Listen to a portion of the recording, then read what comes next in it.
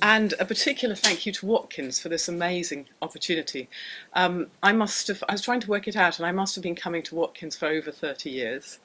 Bit of a giveaway there on my age. And so it's quite extraordinary to have the opportunity to actually speak here tonight.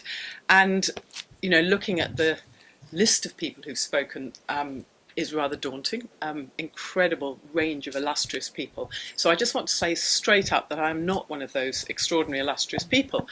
But what I am is a storyteller. And Bed 12, the book that I'm going to be speaking from tonight and speaking about, is a story. It's a human story on lots of different levels. It's an outer adventure about something quite extraordinary, unexpected, some people would say a crisis that happened to myself and my family. It's also an inner adventure. If it wasn't an inner adventure, I wouldn't be at Watkins, and you might not be here either. And people have told me it both made them laugh and made them cry. So a whole mixture of different things.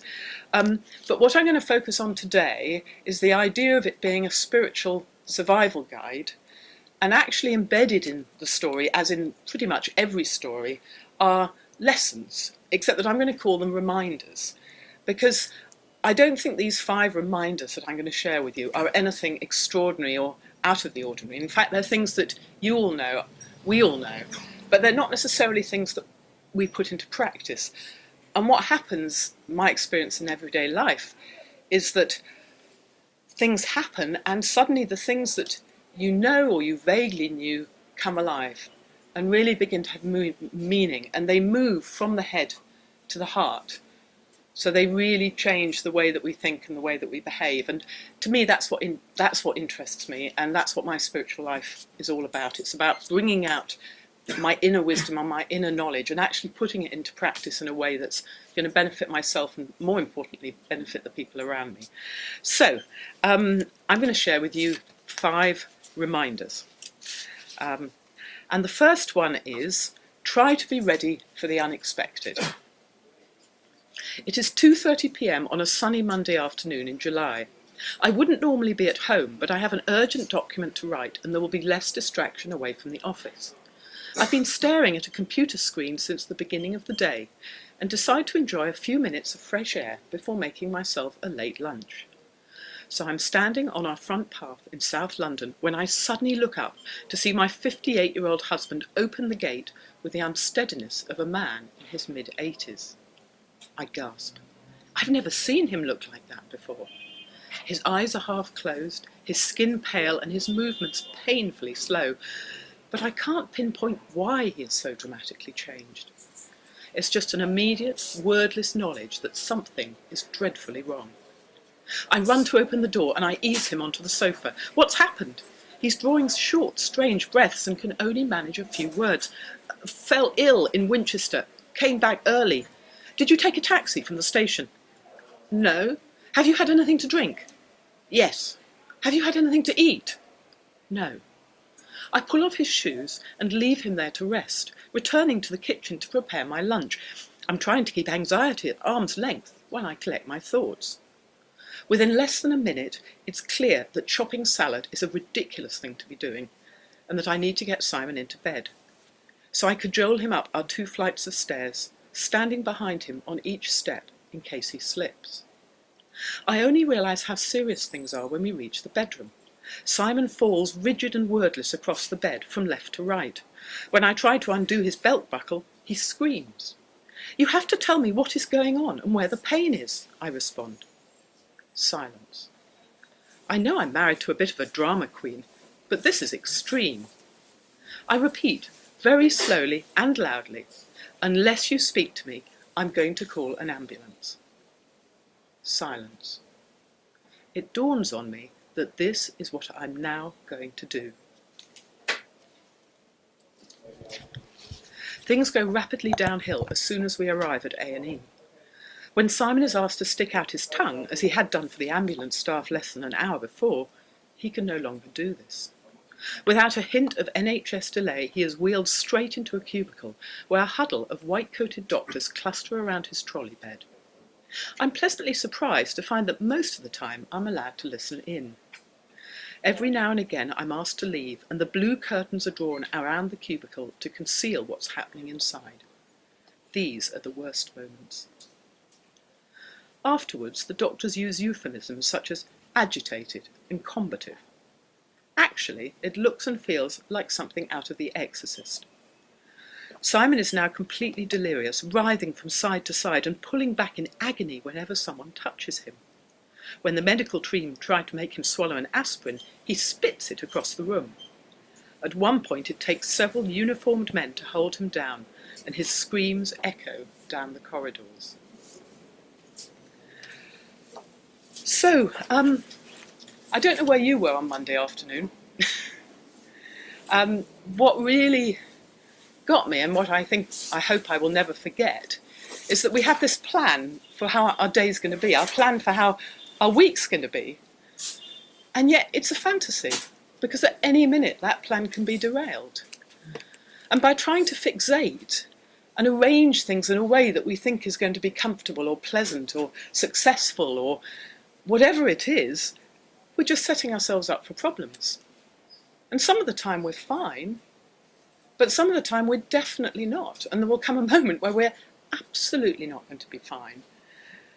And we behave as if things aren't going to change. I mean, I love gardening, and it's quite extraordinary to me that I can plant something quite small in the garden, even something like a bean, and within a week or a month it's a completely different size and shape. That's how fast things change. Or if you enjoy cooking, you know, the minute you put onion into some oil, it starts changing. But we forget that. We forget our bodies are like that. We forget the course of our lives are like that. And sometimes I feel that this kind of anxiety that so many of us get in our faces as we get older is about fighting the inevitable. It's about sort of trying to bend reality to us, rather than realizing that things change the whole time, and one of the best things we can do is being prepared for that. So my reminder to myself here is try to be ready for the unexpected. And I know that I'll continue to try and construct safe places and feel that I've got everything fixed and everything's going in the right direction. But I'm going to be an awful lot more resilient and better prepared if I can remember that it doesn't always happen that way. So that's my first reminder to myself. The second one, the only thing that I can control is my own mind. So I'm going to take you to the first morning in hospital. It was a revelation to me when my Tibetan Buddhist teachers introduced the notion that we don't have to be a victim of every thought and emotion that passes through our mind. My friend and teacher Rabina Courtin describes it as getting back in the driving seat of a runaway car. Just as my friends and acquaintances might spend an hour in the gym or take a jog around the park, a 1-hour meditation is my own form of daily workout. It is the breathing space where I get to reconnect with the ground of my being, review the day past, and firm up my aspirations for the day ahead. So as soon as I wake on that first morning in hospital, I decide to head straight over to the ward and see if I can do my morning meditation alongside Simon as normal. Simon, at this point, I should say, is in a coma. He was going to remain in that coma for 5 weeks, although I had no idea about that at the time. We thought maybe a few days. Once inside the intensive care unit, I hurry down the entry corridor and onto the main ward. I hadn't been in the mood to look around the night before, and am immediately struck by how otherworldly it is. Rows of metal-framed beds stretch the length of the ward under white-blue fluorescent lights. On each bed lies a body, a person, unmoving, flat on their back, and covered by a starched white cotton sheet. None of the comforts usually associated with bedtime are present. Instead, each bed is overshadowed by an edifice of monitors and machinery that whines, hissles, gurgles, clunks and beeps as it plays substitute for the vital functions of the patient below. I slip into Simon's room and say hello to a tired-looking nurse Jenny. Ignoring a quizzical look from a passing consultant, I arrange myself cross-legged on the floor by the bed. The last few hours of the night shift are generally the most peaceful time on the ward, and it is a matter of easy habit to slip into a quiet inner space alongside my husband. Simon and I are particularly fond of a verse by the Sufi poet Rumi.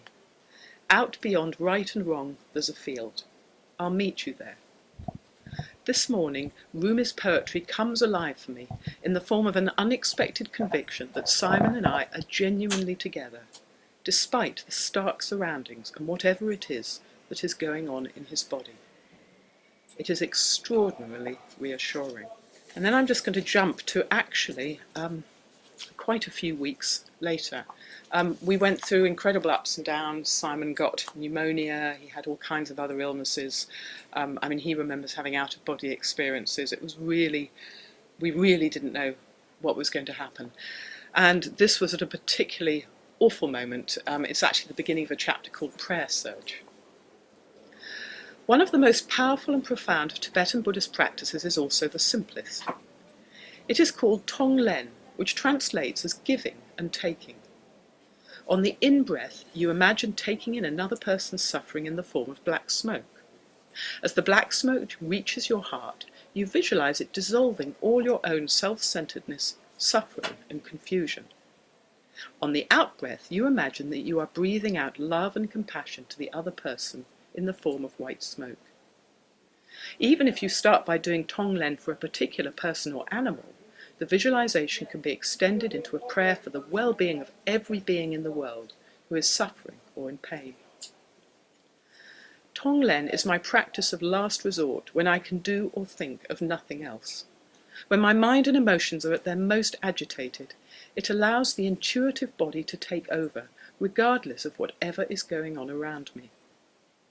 Everything gradually falls away, except for the sensation of being the compassionate bellows of the world, connecting with everyone and everything, gently recycling suffering into peace and happiness with every breath I take.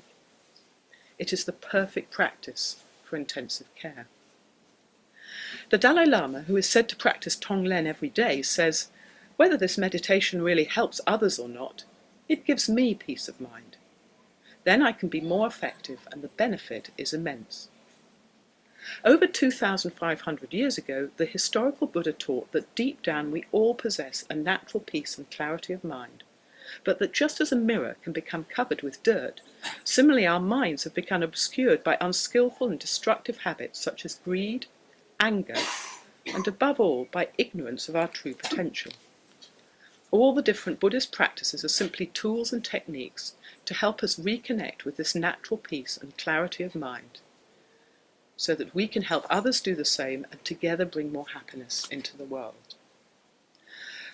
So those are just a couple of examples of the techniques that I used to essentially keep my sanity during probably the most testing 5 weeks of my life. I used to go into the hospital every morning for 7 o'clock and be there through until 8 o'clock in the evening. I decided to treat the whole thing like a retreat. So if anybody's done a retreat, I set up the same kind of disciplines and restraints, and that's really the basis of this book, and keeping a journal during that retreat. And I was just so grateful for what I can only call a training that I'd received from Tibetan Buddhism, really a training in how to respond to crisis, and how to keep myself focused, keep myself centered, to be able to sort of go deep into the peace and the calm and the strength that we all have inside of ourselves. I have no idea how I would have coped without that training, and I'm sure there's people here, people listening, who are involved in spiritual practices of their own, and all I can say is the harvest comes when things like this happen. I can't say it always works though, and there's times in the book where I'm completely honest about, today I was too desperate. All my philosophizing got me absolutely nowhere. When I was just overwhelmed by what was going on and the possibility that I was about to be bereaved, about to become a widow, all these different things that were going through my mind. But I remember Ruby Wax saying, the mind is like a television in the other room. The thoughts just keep coming. The thoughts don't stop. But we have to have the ability to choose which thoughts we're going to listen to. And that's what my mind training has given to us. We always have a choice what we're going to listen to and what we're going to think and what we're going to feel. But the question for me, it's not as simple as that. The question for me is, do we have the strength and the capacity to make that choice? And I think sometimes we don't. You know, sometimes life is simply too overwhelming. But the more we can do to build up that capacity, in my experience, the better. So my second reminder was the only thing that I can control is my own mind. My third reminder is we all depend on each other. I've spent quite a lot of my life being a bit of a loner and thinking that I know what I'm doing, I'm getting on with things, and, you know, other people are great, but sometimes I'm just so absorbed in what I'm doing that's it. And the same with my spiritual practice as well. A very clear lesson came simply that there was no way that Simon would have survived, that's a bit of a spoiler, without the NHS and without the extraordinary people who we encountered there. To just give you a little taste of one of my favourite characters who we met. I'll talk generally about nurses in intensive care. As Nurse Jenny explained to my surprise on that first night, in intensive care there is one nurse to each bed. My guess is that this is part of the appeal of the job. This is extreme nursing. There are no meals to serve, no TVs to adjust, no buzzers to answer. Instead, each nurse carries a minute-by-minute responsibility for the life of the person in their care, which more often than not is hanging by a thread. One of our favourite nurses is a young man called Peter. One day he refers to me as an angel, so after that we always call him Archangel. Archangel Peter can't be more than 25 years old, and yet he's in complete command of bed 12 for the day, and of all the machinery and drugs that go with it, the medical equivalent of Captain Kirk on the Starship Enterprise. Nurse Gloria is at the other end of the scale. Unusually for ICU, she's an agency nurse, a large elderly woman who moves slowly and clearly isn't at ease with all the technical gizmos that surround his bed. When she comes on duty during one of Simon's worst evenings, it sets off all kinds of alarm bells for me. However, when I return at 7 a.m, Simon is neat, tidy, and much more peaceful than the night before. I approach Nurse Gloria, who is hunched over the computer alongside him, typing up her overnight report with 2 fingers. "How did you get him so calm?" I ask.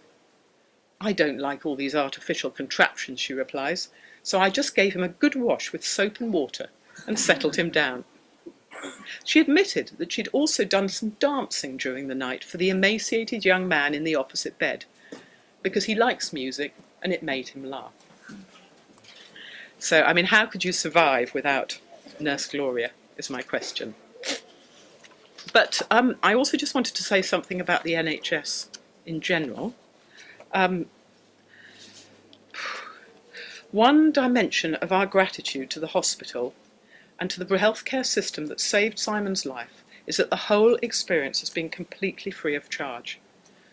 I can't imagine how I would have coped with financial demands and decisions during that terrible first night in A&E, or have found the mental space and time to deal with insurance paperwork. Everything needed for his treatment and recovery has been offered. This includes not only the visible medical care, but also the invisible, such as the blood tests sent away to specialist hospitals, or the people who clean the ward.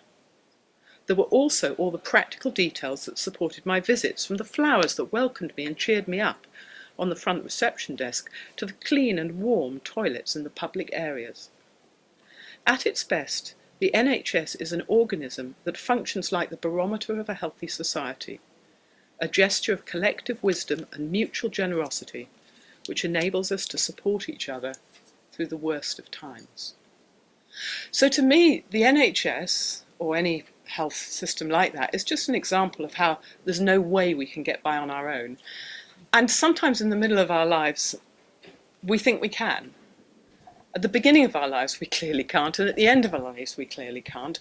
And when calamities happen, we can't. But even that is a complete hallucination, because I couldn't be standing here without 1,000,001 other people, you know, who've helped me be born, and who've made my clothes, the carpet, the people at Watkins, everything like that. We are completely interconnected. We depend on other people for everything. And yet we forget that so easily.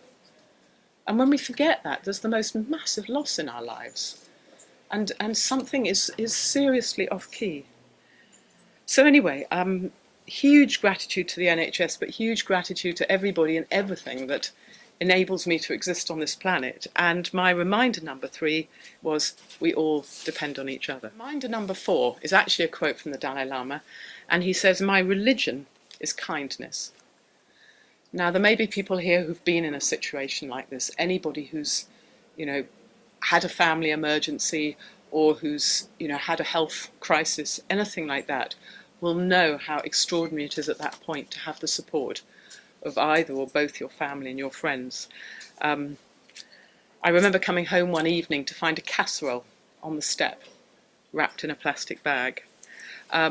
We tried to find Simon's bicycle, and eventually we found it, and we couldn't undo the lock, and somebody came along with a lock cutter and cut it off for me, and we took it home. There's somebody who's not here tonight, but who turned up anonymously on a bicycle and delivered fruit and biscuits for the nurses.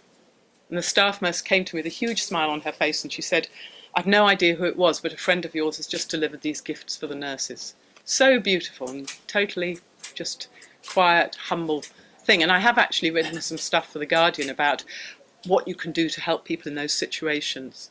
Facebook was amazing. We had friends from all over the world sending in messages and prayers and expressions of support, many of which are in the book. And even one of my Buddhist teachers suggested that we liberated animals as to sort of counterbalance the need for Simon's survival. And I got a wonderful video of very, very happy fish jumping into the South China Sea off the coast of Singapore. But we also experienced incredible kindness from strangers. Here's a short example. On one of my most anxious days, I wandered down to the Central Hall for a free lunchtime concert. It is advertised as music from Serbia, Hungary and Argentina, with special mention of the tango composer Astor Piazzolla. This is exactly the kind of music that Simon and I have most enjoyed together. I walk in just as the musicians are introducing the ethnographic work of Bartók, Simon's all-time favourite, and the dark-haired violinist begins to play one of our favourite dances. I stumble across the room, my eyes blinding with tears, and crumple in a heap at the bottom of the polished wooden staircase. Each successive melody brings more sobs and tears. I've hardly cried since that first evening in the ambulance bay, and now I can't stop. A family of 3 shyly approaches me, asking if I need either company or a handkerchief. They tell me that their beaming toddler has just emerged from 4 months in intensive care, following the successful transplant of a kidney from his father.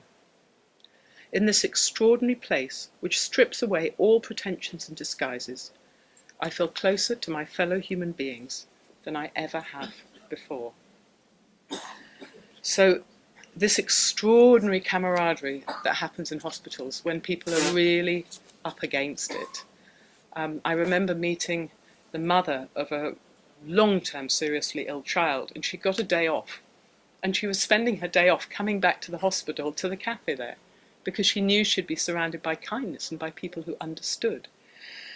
And I was thinking about kindness, and I mean, it's such an easy word. It's a word we all understand, or if we don't understand it, we certainly know what unkindness is. And yet, I think it's such a profound concept. Kindness is something that can only happen in the moment. It can't happen in the past and in the future. It happens now. It's something that happens between people, person to person. It's something that comes around. We experience a kindness. We usually pass it on. It touches us at the deepest level. It inspires us. It keeps us going. Kindness is what we remember.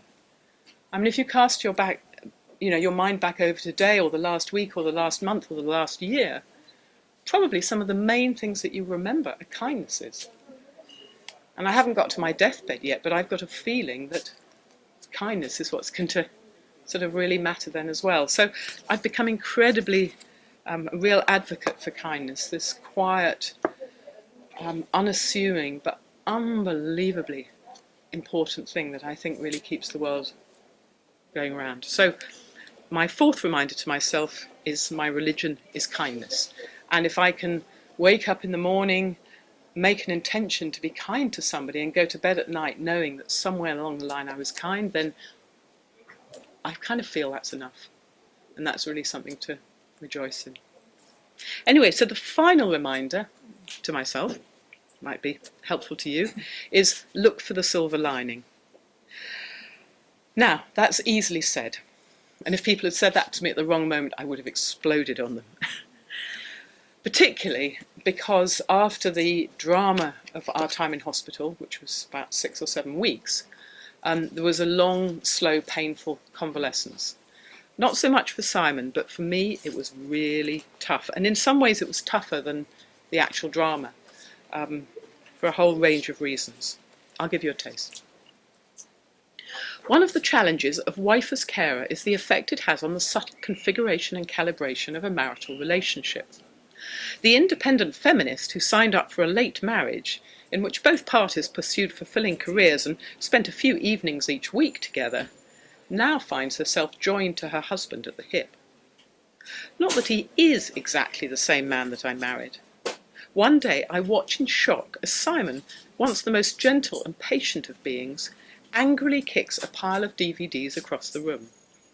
His neurologist later admits that outbursts of anger are a common side effect of an anti-seizure medication called Keppra that he has prescribed for the coming year. Some people get divorced because of it, he adds cheerfully. He had omitted to mention that to me.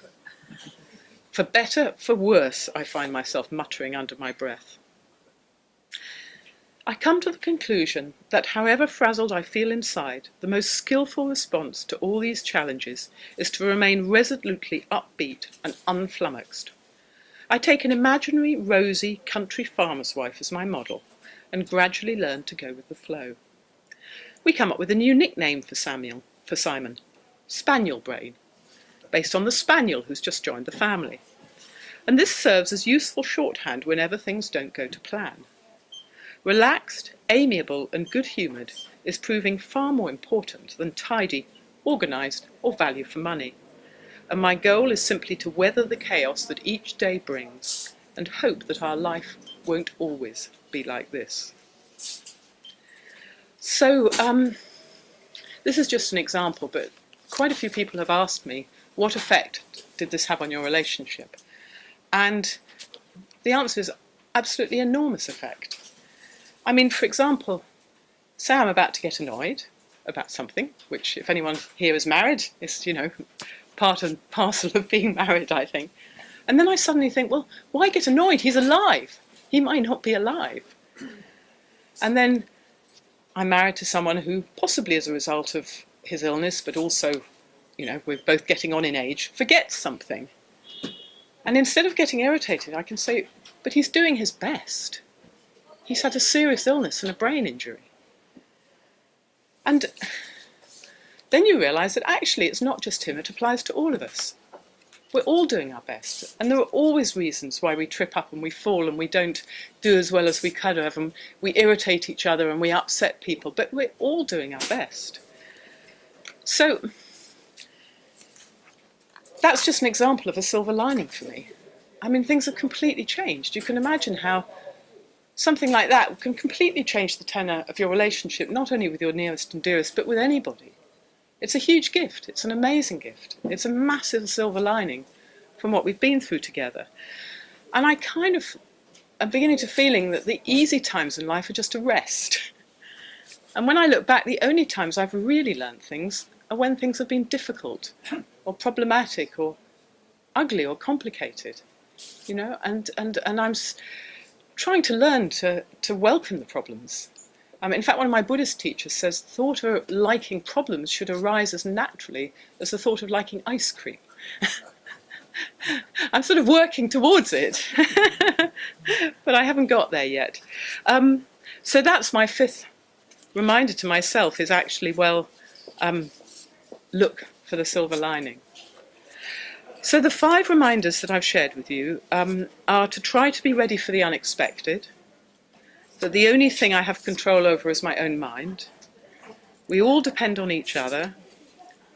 My religion is kindness, and to look for the silver lining. So I hope you can see that what I said at the beginning was true. None of this is extraordinary. None of it's unknown to all of us, any of us. But if we could learn to live by it, then I think our lives would be really, really different. And I would just like to end with a short extract from the last chapter of the book. It's kind of pretty much where I am now. No one is as capable of gratitude as one who has emerged from the kingdom of the night, wrote Elie Wiesel. I have my moments of gratitude fatigue, but most of the time gratitude flows effortlessly through me like a river in full spate. When something so powerful has happened to you, gratitude seems to take up permanent residence in one corner of the mind, perhaps as a defence and counterpoint against the brooding darkness and the possibility of its recurrence. It's also the natural companion of our relief at a recovery so swift and complete that it has astounded even Simon's cool-headed medical team. Buddhism, like science, teaches that the seeds of change are hardwired into everything in nature. It's easy to deny such an inconvenient truth, especially when it applies to ourselves, so I also experience thankfulness for having been given a reality check that will accompany me through the rest of my life. On any day, Simon could set off for work in the morning and come back half dead. We part company after a drink in the pub, me on my bicycle and him with Lola the spaniel, and 5 minutes later I wonder whether that ambulance weaving its way through the traffic is for him or for any of our family and friends. The experiences we have shared make me acutely aware that we are fragile and transient creatures, and that nothing material can be taken for granted. There's a Tibetan Buddhist saying, a day where you do not remember death is a day wasted. Waking up in the morning and believing with at least half my mind that this might be my last day on earth is like spicing up a dull dish. Reminding myself that external sources of pleasure and satisfaction are unreliable and time-limited helps me redirect my attention to inner pleasures, such as spotting an opportunity to make someone else's day a little bit easier or a little bit nicer. It's amazing how much genuine and unassailable satisfaction this can bring. And as dust turns to dust and ashes to ashes, it's all that will remain.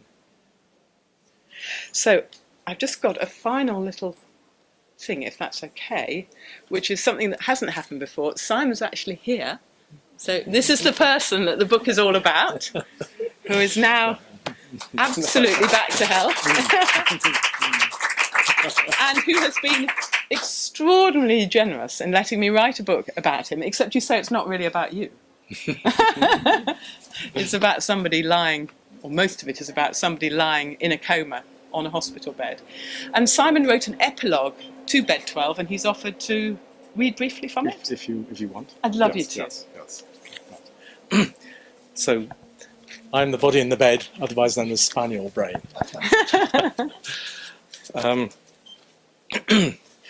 One of the extraordinary things about reading this book is I have no knowledge of what was going on around me. So this book has been a very important, it's filled a very important gap in my memory and my consciousness. So it's a wonderful gift to be given. I'll just choose a couple of very brief things from the epilogue. One is just what it was like when I woke up. I don't recall much about intensive care, but I was moved upstairs to a ward where I spent 10 days or so. This is what it was like being there the first 2 or 3 days. My emotions were alarmingly volatile. When 2 kindly volunteers came to visit, all I could do was sob. They didn't return. I found I couldn't read. I could understand the words separately, but couldn't connect them in my mind. One morning a priest arrived and invited me to read from the Bible. Laboriously I read each word as if there were a full stop after each one. They made no sense. Trying to watch a film was the same. Each shot was disconnected from the next. The worst thing was not being able to sleep. The room was very cold at night, making the snowbound forest seem very close. And the snowbound forest was this truly terrifying world in which I was living during this coma. It was a place of total desolation and terror for me. My mind was a riot of violent thoughts, and the terrifying sense of guilt I'd experienced in the forest swept over me again. One night I gazed at a blue neon strip on the facade of a hotel opposite the hospital and experienced such a depth of loneliness that I wanted to die. In the morning, a nurse asked how I was, but I couldn't find the words to explain and just cried. I find it hard to understand why nobody asked me what was happening in my mind, since for me this was a far more distressing problem than my physical condition. To add to my confusion, I was told that I was suffering from confabulation, false memories.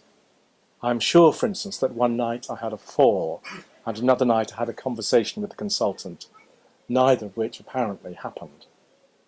Those night terrors still linger in my mind. This is still true. And for me, they remain real. I dreaded nightfall. And then on the fourth night after leaving ICU, I finally fell into a deep sleep and found myself in a glorious dream.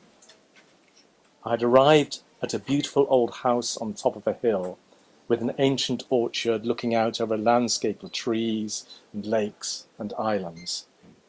Our two cats were stretched out in the sun. I had a small hovercraft and I could flit around the countryside at will. I woke with a feeling of radiance and knew from that moment everything was going to be all right. And from that moment, everything was transformed, and I experienced a euphoric feeling of life flowing back into my body, which lasted many weeks and still persists, in fact. And it's an amusing story that going back to visit the consultant a few months after I'd left hospital, he said, "Well, how are you doing, with this euphoria?" I said, "Well, it's just wonderful. I, wake up every morning feeling this euphoria. He said, let me know if it continues. I'm sure we can do something about it." And just one final little thing here. I was eventually allowed to go home. I was physically very weak, so the thing that determined when I could go home was not my mental state. It was whether I could climb stairs. And it took about 10 days of physiotherapy to get me to that point. So I was allowed to go home when I could demonstrate I'd mastered the art of climbing stairs with crutches. Looking back, I can see that it was difficult for me to understand that I was ill. I had no sense of the crisis I'd been through, and my euphoric mood masked my physical and mental vulnerability. I was very difficult to live with. I kept losing things, leaving tasks incomplete. I was impulsive and could fly into fits of temper at the least provocation. One day I startled Alison by throwing a pile of CDs across them. They were CDs, not DVDs. Something I like to think was quite out of character. I was very slow to realise how tired and bruised Alison was after weeks of intense stress and putting the rest of her life on hold. The emotional intelligence was something I had to relearn from scratch. After a couple of weeks, I was well enough to be left alone, and she returned to work, and I sensed in her a mixture of relief and regret.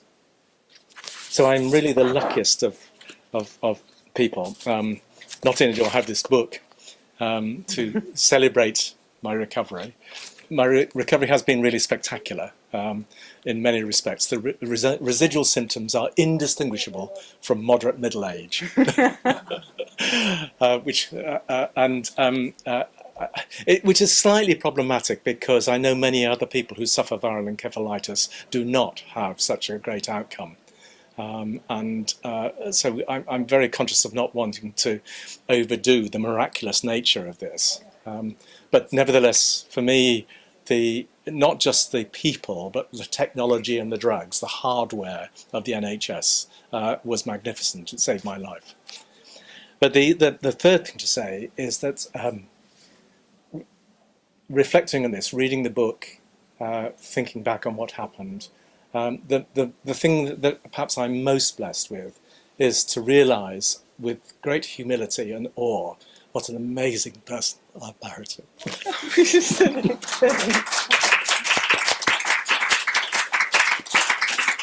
Is what actually caused this.